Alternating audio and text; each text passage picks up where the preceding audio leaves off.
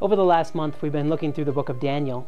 And right now, I just want to take a moment to remind you to be praying, to encourage you to be praying Daniel prayers this week.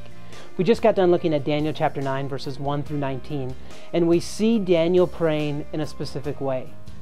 It's easy to lump prayer into, oh God, I need, or God, I'm thankful, but it's so important that we dig farther, dig deeper into our prayer life. So the 5 things that Daniel did. 1, Daniel was humble in his prayer. He didn't come and say, God, you owe me, but rather he came humbly before God. 2, he prayed scripture.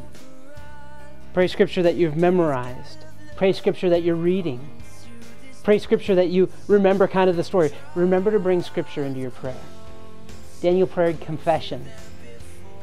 Not just like, I feel bad, but rather labeling it, calling it, realizing that it's separating us from God. Confession. Daniel prayed remembrance. He remembered what God has done in the past. And he prayed, God, this is what you've done. God, please do it again now. And lastly, Daniel prayed that in his life, that God would be glorified.